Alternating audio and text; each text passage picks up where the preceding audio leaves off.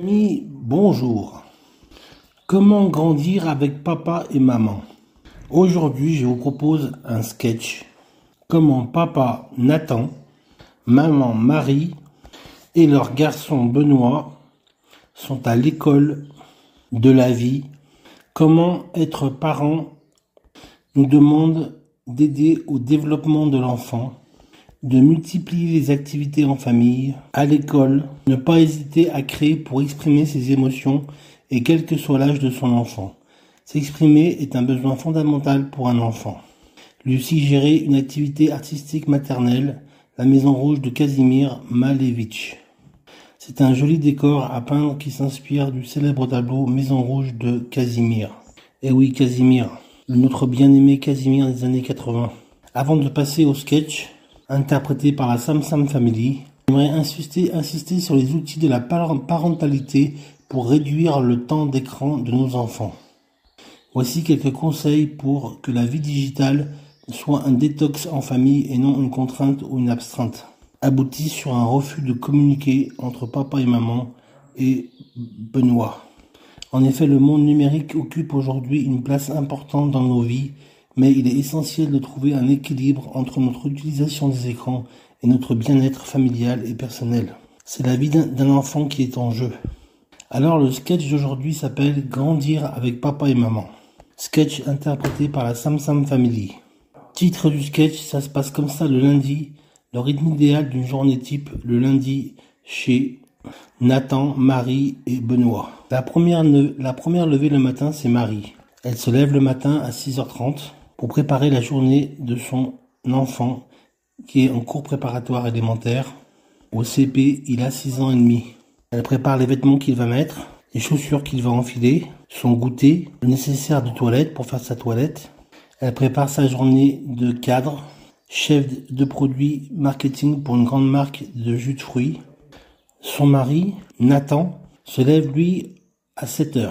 Il prend son café. Il est cadre financier dans une entreprise de distribution d'alimentation, en gros, et de équipement. Tout le nécessaire pour les professionnels et les entreprises. Nathan est très compétent, il a de l'ancienneté. Il part une demi-heure plus tard à 7h30 pour éviter les bouchons. Il n'est pas mensualisé, il est statut cadre, avec toutes les prérogatives, les droits et les obligations que ça implique. Benoît est en classe de cours préparatoire CP, il a 6 ans et demi, il est lent mais appliqué. Ses premières notes sont encourageantes. Nous sommes fin septembre et la rentrée est terminée. Alors voilà quoi faire et à quelle heure pour chaque personnage de ce sketch. Benoît le père, Nathan le père, Benoît le fils et Marie la mère de Benoît. Il est 7h, 7h30 du matin.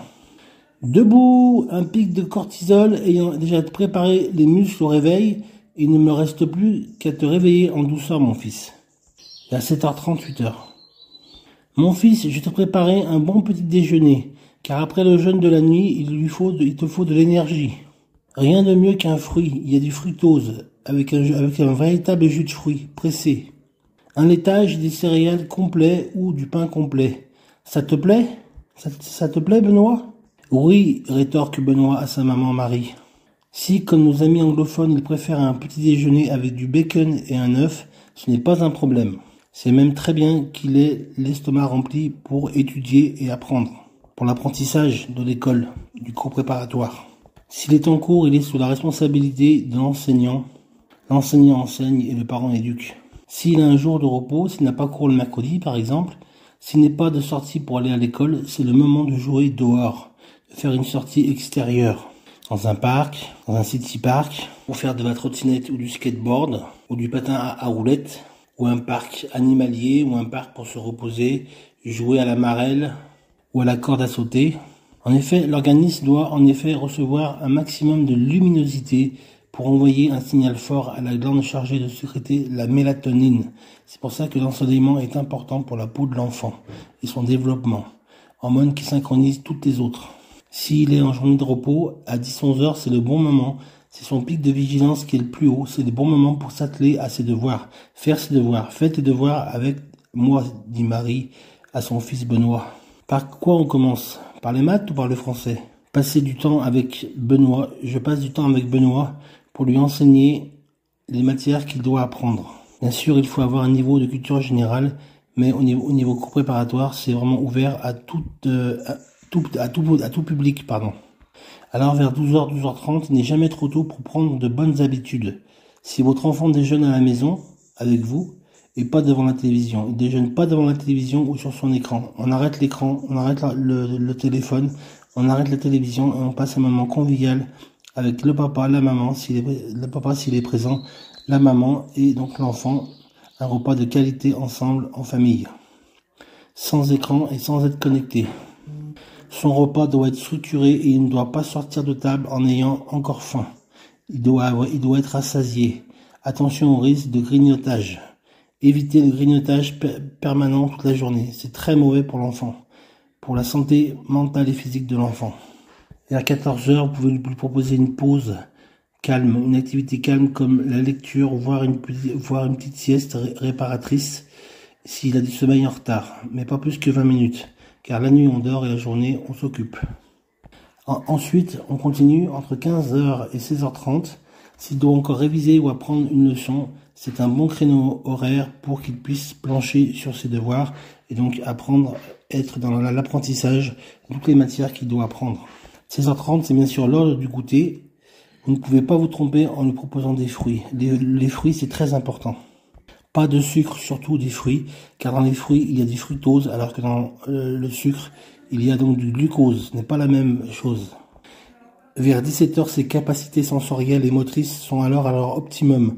Pensez au sport, un moment de détente, de souplesse, d'exercice de souplesse et d'étirement. Autour de 19-20h, c'est l'heure du dîner, en famille si possible. Pas d'écran. Il est préférable d'éviter les plats trop gras, pas de plats trop gras, du poisson par exemple, le soir, car la sécrétion des sels biliaires, indispensable à la dégradation des graisses, est plus faible après 17h. C'est-à-dire qu'on stocke, après 17h, on stocke tout ce qu'on mange. C'est comme ça, c'est l'organisme humain qui est comme ça. Après 17h, on stocke, on élimine moins les graisses. Avant 22h, au lit, Benoît. Papa est arrivé après le travail. Il a quitté son poste après 19h pour ne pas être dans les bouchons. Il est cadre, donc il n'est pas payé à l'heure, il n'est pas mensualisé sa qualité de fonction de poste de cadre financier. Donc avant 22h, l'heure du coucher a sonné, au lit, Benoît. Maman vient te raconter une histoire, un conte, ou te chanter une chanson. Une histoire joyeuse qui t'aide à t'endormir tranquillement dans la sérénité. Un jeune enfant de 6 ans et demi comme Benoît n'a rien à faire debout après 23h. Mes amis parents, Marie et Nathan ont une vigilance en dents de scie. Les enfants de 6-7 ans en cours préparatoire en classe élémentaire sont ceux qui connaissent le moins de fluctuations au cours de la journée. C'est-à-dire tout au plus accuse-t-il une baisse de forme entre midi et 14h. Mais plus l'enfant grandit et plus sa vigilance connaît des hauts et des bas. Donc les parents doivent intervenir et doivent consolider, ils doivent soutenir sa vigilance pour qu'il ne perde pas la vigilance. Avant 9h du matin et de 13h30 à 15h environ, elle est basse.